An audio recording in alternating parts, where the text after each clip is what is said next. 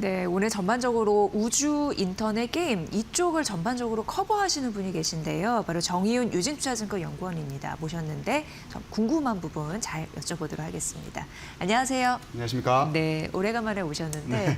요즘 스페이스X IPO 때문에 굉장히 바쁘셨다고. 네, 네. 이제 아무래도 스페이스X가 워낙 또 상반기 때 관심을 많이 받는 영역이다 보니까 네. 관련해서 또 아무래도 외부 활동도 좀 많아서 네. 너무 바쁘게 다녔습니다. 네, 근데 딱 적게 오신 게 IPO 하고 나서 시총이 엄청 날아갔어요. 이거 왜 그런 건지, 이게 주가 급락 어떻게 보시는지. 네. 그러니까 지금 말씀해주신 거를 정리를 하자면 네.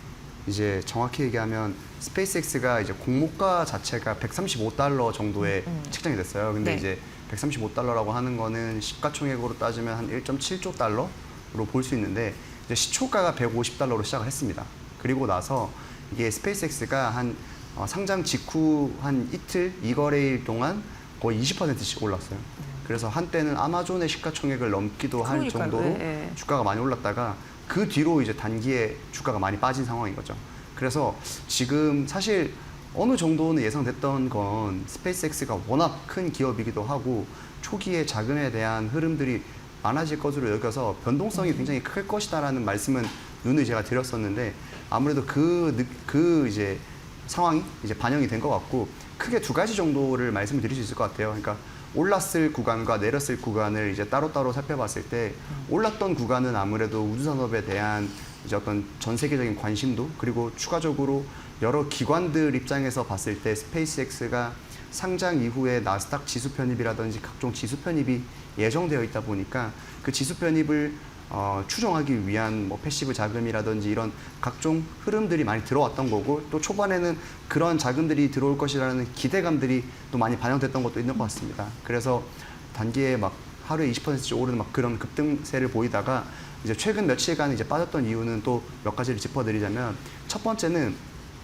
자금들이 이제 많이 몰렸던 것에 대해서 이제 보호예수가 풀리는 것에 대한 우려가 있었어요. 그러니까 우리나라랑 다르게 스페이스X, 미국 같은 경우에는 스페이스X의 경우에는 이 보호예수, 그러니까 락업이라고 하죠. 락업 해제가 뭐 예를 들면 6개월이면 6개월 한 번에 다 같이 풀리는 게 아니라 단계적으로 조금씩 풀리는 게 있기 때문에 그 락업 해제에 대한 우려가 첫 번째로 작용을 한 것이고 두 번째는 아무래도 스페이스X가 상장 이후에 회사채를 발행을 하게 됩니다. 그래서 그 회사채 발행에 따른 시장에서의 그런 우려감, 그러니까 지금 유동성에 대한 문제가 있는 것이 아닌가에 대한 우려도 작용을 했고 세 번째로는 아무래도 매크로 환경인 것 같습니다.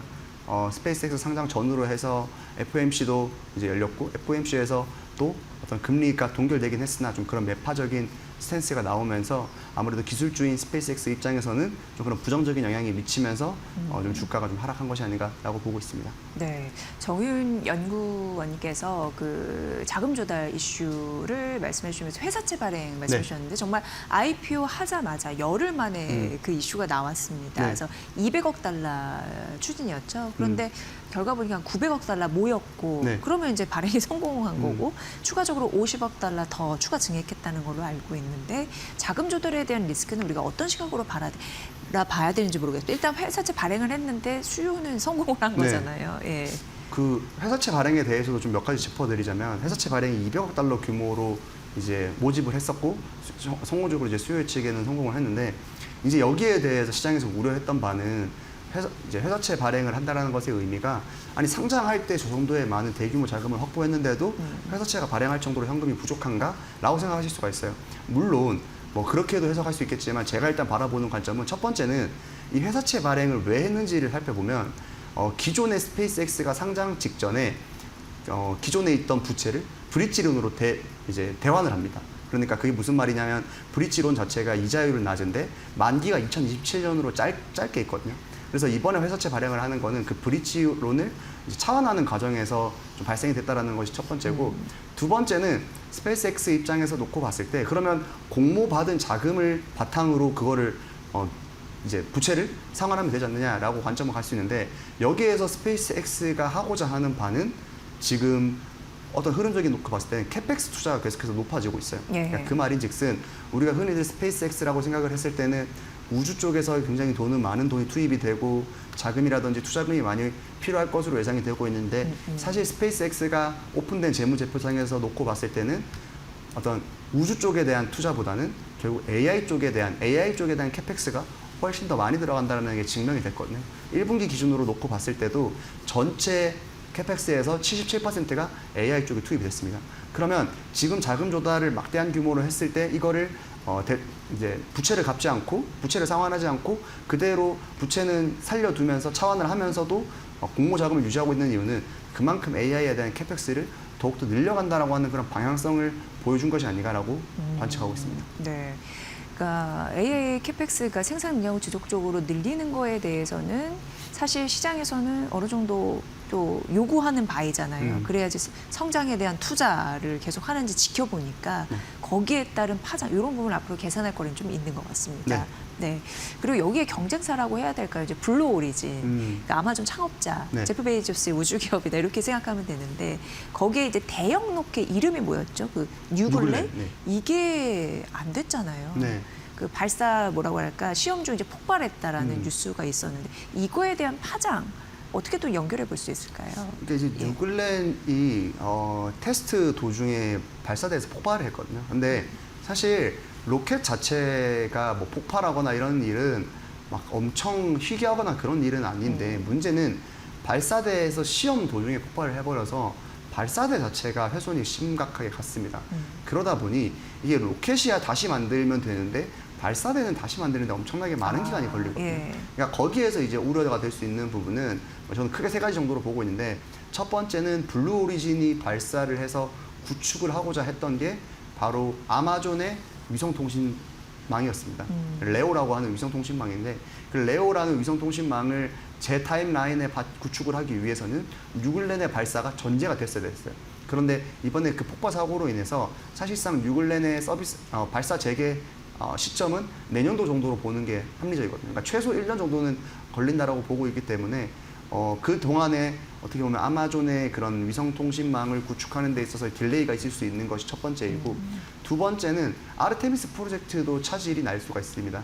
아르테미스 프로젝트에 참여하는 주요 민간 기업 중 하나가 이 블루 오리진이었는데 블루 오리진이 뉴글렌이 메인으로 이제 역할을 하려고 하는 와중에 이번 사고가 발생을 했기 때문에 이런 부분도 차질이 빚을 수 있고 세 번째는 우주산업 전반에 있어서 좀 부정적인 뉴스로 작용을 한 것 같습니다. 아무래도 블루 오리진의 이런 뉴글렌 폭발 사고가 우주 기업들은 이러한 리스크도 지닐 수 있겠구나라고 하는 어떤 경각심이 좀 일깨워주는 좀 그런 사태가 아니었나라고 생각을 하고 있습니다. 네, 뭐 아마존의 위성 통신 사업 이런 것 같은 경우도 이제 지연될 가능성이 있다고 하니까 그 발사대 이게 문제 생긴 게 가장 좀 근본적인 취약점이 아니었나라고 생각이 되네요. 그러면 스페이스X 같은 경우에는 대체 발사 이런 거 가능한가요? 스페이스X는 가능합니다. 아. 스페이스X는 애초에 발사대 자체를 다른 데에 이제 두고 있고 스페이스X도 발사대가 또 여러 대 있기 때문에 지금 이번 발사 실패로 인해서 영향을 스페이스X는 사실 직접적으로 받지는 않아요. 물론 스페이스X에게 긍정적이냐 부정적이냐를 이제 굳이 꼽는다라고 하면 긍정적인 측면에서 봤을 때는 어쨌든 제일 많이 따라오고 있던 경쟁사의 그런 발사나 이런 부분들이 딜레이가 된 거다 보니까 스페이스X 입장에서는 시장 지배력을 더욱더 오랫동안 공고히 할 수 있는 기간이 될 수 있는 거고 다만 이제 부정적으로 볼 수 있는 거는 스페이스X 자체도 어쨌든 넓은 광범위에 내에서는 우주산업 내에 속해 있는 기업이기 때문에 그 같은 리스크에도 노출될 수 있다라는 우려 자체는 적용이 될 수 있는 것이겠죠. 네. 정의윤 연구원님이 이제 커버하시는 기업 대부분 이제 금리에 좀 민감한 기업일 수밖에 없잖아요. 특히나 지금 말씀해 주시는 기업들이 그러한데 고금리가 기준금리 인상 이런 부분 지속적으로 나타나면 그 빚 투자 이런 부분도 부담이 되는 거고 그럼 전반적으로 국채금리 급등에 따른 그 리스크 이런 부분을 굉장히 취약하게 느낄 가능성이 굉장히 있는데 그러다 보니까 기술 가치가 고평가된 기업들 같은 경우에는 좀 떨 요인은 될 것 같아요. 그런 부분에서 좀 말씀해 주실 좋은 거리가 있으실지 궁금합니다. 실제로 금리 인상에 대한 기조가 이어진다라고 하면 분명히 부정적인 영향을 미치는 것은 사실입니다. 그래서 투자자분들께서도 금리 인상에 대한 부분을 촉각을 곤두세우셔야 된다고 말씀을 드리고 있고 원래는 사실 FOMC가 가장 최근에 열렸던 FOMC가 나오기 전에는 어느 정도는 기대감이 시장에서는 있었던 이유가 전쟁이 종료되는 MOU를 맺었던 것이거든요. 트럼프와 미국과 이란 사이에. 그래서 그런 부분들이 결국 유가 안정으로 이어지고 유가 안정으로 이어지면 지금 금리 인상에 대한 가장 큰 원인이 되는 이런 물가가 높아진다는 것에 대한 인플레이션에 대한 부담이 완화가 될 것이기 때문에 연준에서도 좀 매파적인 발언이 좀 덜하지 않을까라고 하는 기대감은 있었는데 그럼에도 불구하고 실제로 FOMC가 이제 나왔을 때 연준에서는 금리를 동결하긴 했지만 지금 점도표상에서도 그렇고 연말 기준으로는 오히려 인상에 대한 부분도 좀 나오고 있는 상황이거든요. 그렇기 때문에 한동안은 좀 금리에 대한 이슈는 좀 지속될 것으로 보고 있습니다. 그렇기 때문에 뭐 기술주에 대한 투자 심리는 좀 꺾일 수밖에 없다. 다시 말해서 좀 우주산업이라든지 전반의 어떤 변동성 장세는 이어질 것으로 예상을 하고 있습니다. 네. 그런 의미에서 보면은 사실 이제 2분기 실적 정말 잘 챙겨야 되고요. 또 사업 모멘텀이 있는 기업들 옥석 가리기가 정말 중요한 그런 시점이 돼 버렸습니다. 그런 상황에서 주목할 기업이 있거나 그 기업에 따른 투자 전략 이런 부분 좀 살펴봐야 될 것 같은데요. 예. 사실 그 2분기 실적 시즌의 옥석 가리기라고 말씀을 주셨는데 저는 사실 그 옥석 가리기란 말을 별로 안 좋아합니다. 왜 그러냐면 예. 옥석을 가려야 된다는 말은 그만큼 옥석 찾기가 힘들다는 말이거든요. 그렇기 때문에 제가 당연히 우주산업을 담당을 하고 있고 우주산업에 대한 긍정적인 뷰를 제시를 하고 있는 것은 맞지만 예. 결국 단기, 그러니까 우리가 투자하는 관점에서 봤을 때 중장기적으로 투자하시는 분들 입장에서 놓고 보면 결국 조금씩 분할 매수하는 방법들이 적용이 된다라고 했을 때는 영향이 좀 덜 갈 거라고 봐요. 근데 다만 만약에 단기에 조금 더 트레이딩을 하시는 관점에서 단기적으로 투자하시는 분들 입장에서는 오히려 이 같은 기술주라든지 좀 매크로 환경이 좀 부정적인 영향을 받는 쪽보다는 오히려 좀 더 펀더멘탈적으로 놓고 봤을 때 AI와 관련된 뭐 반도체라든지 혹은 뭐 AI 반도체 그 인프라 쪽 관련된 부분들의 기업들을 보시는 게 좀 도움이 되지 않을까라고 말씀을 드리고 싶습니다. 네.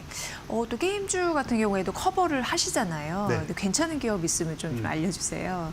네. 게임주도 사실 그 말씀을 드리는 뭐랄까요? 옥석 가리기가 필요한 섹터 중 하나이거든요. 그러니까 게임주 자체를 조금 아무래도 많은 투자자분들께서 지금까지 좀 등한시하셨을 것 같아요. 그러니까 워낙 좀 섹터 자체가 주가가 부진하기도 했고 네. 또 국내 장세 같은 경우에는 특히 반도체 삼성전자 하이닉스를 맞아요. 필두로 해서 네. AI 쪽과 관련된 부분이 아니면 사실 많은 관심들을 못 받았기 때문에 게임주가 좀 부진했던 것이 첫 번째고 두 번째는 게임주가 구조적으로 좀 어려운 국면에 유지가 되고 있습니다.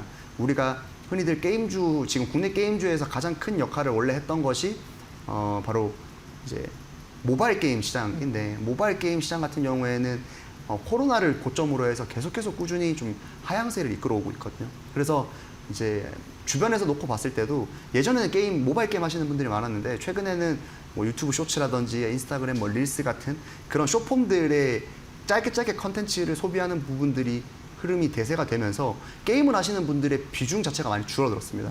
그런 이유가 첫 번째가 있고 두 번째는 그러다 보니 게임사들이 신작을 출시를 했을 때 좋은 실적을 신작에서 거둔다고 하더라도 이게 계속해서 우하향되는 그런 부정적인 요소들이 많이 가미가 되고 있는 상황이거든요. 그렇기 때문에 게임주를 살펴보실 때도 저는 오히려 게임주는 롱텀하게 보기보다는 정말 모멘텀별로 봐야 된다고 생각을 해요. 그래서 단기에 어떤 실적 모멘텀이 있는지 신작에 대한 기대감이 있는지 이렇게 좀 짧게 그러니까 치고 빠지는 방식의 매매를 추천을 드리고 있고 지금 제가 말씀을 드리고 싶은 게임주 토픽으로는 W게임즈를 말씀을 드리고 있습니다. 이유는요? W게임즈 같은 네, 경우에는 물론 지금 어떤 신작의 모멘텀이나 그런 부분들보다도 지금 어떤 높은 이제 원달러 환율 거기에다가 북미 시장에서의 자회사를 지분을 인수를 함으로써 지배주주 순이익이 늘어나는 효과 그리고 최근에는 앱마켓 수수료가 빠르게 낮아지고 있거든요. 거기에서 W게임즈 같은 경우에는 앱마켓을 통해서 결제하는 것이 아니라 직접적으로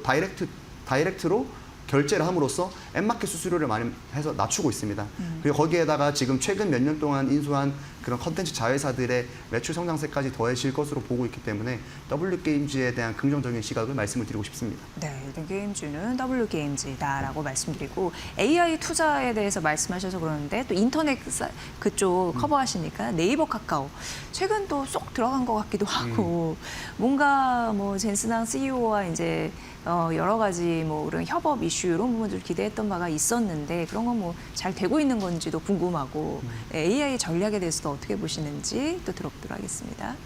예. 네이버 카카오도 사실 주가가 많이 부진합니다. 많이 부진하고 있고 반등의 기미가 좀 보이기 힘든 이유는 사실 네이버 카카오가 우리가 기대했던 주가 수준에 도달하기 위해서는 또 영업이익에서의 그런 개선이나 성장보다도 매출 성장 동력을 어디서 새롭게 찾을 수 있을까가 네. 중요하거든요. 그런데 아직까지도 온라인 플랫폼에 대한 성장률은 정체되어 있고 온라인 광고, 온라인 커머스, 온라인 컨텐츠 쪽에서의 부진이 이어지고 있는 가운데 새로운 성장 동력을 지금까지는 찾기가 힘든 것이 가장 큰 문제점인 것 같습니다. 그 와중에 네이버 같은 경우에는 최근에 젠슨 왕이 방한을 하면서 AI 팩토리에 대한 새로운 신규 신규 서비스 모델을 제시를 하긴 했는데 문제는 AI 팩토리가 사실 빵 굽는 것처럼 하루아침에 만들어질 수 있는 사안은 아니거든요. AI 팩토리를 짓기 위해서는 막대한 자본을 충당을 해야 되고 또한 그 막대한 자본을 충당을 하면서 GPU 확보라든지 전력망 확보라든지 이런 부분들에 대한 좀 허들들이 많이 남아 있습니다. 물론 그 허들들을 넘고 났을 때는 충분히 AI 팩토리에 대한 컴퓨팅 인프라 수요는 있을 것으로 예상은 되고는 있지만 그 허들들을 넘는 과정까지의 어떤 그런 변곡점들이 발생이 될 수 있기 때문에 아직까지 뭐 네이버 카카오에 대한 적극적인 매수보다는 좀 그런 단기 이제 그러니까 포인트들을 보시고 매수하는 것을 추천드리고 싶습니다. 네. 이렇게 이제 커버하는 섹터들이 금리에 좀 민감하고 기술력이 굉장히 중요하고 그런데 대해서 실적을 또 보여주는 거 앞으로 우리가 좀 판단에 대한 근거이기 때문에 전 방위적으로 우주, 인터넷, 게임 쪽으로 나눠서 쭉 살펴드렸습니다. 이게 이제 한번 뭔가 터지면 또 갈 가능성이 있기 때문에 네. 끊임없이 이슈 좀 팔로업 잘 해야겠네요. 네. 자, 정의윤 유진투자증권 연구원의 분석으로 들으셨습니다. 고맙습니다. 감사합니다.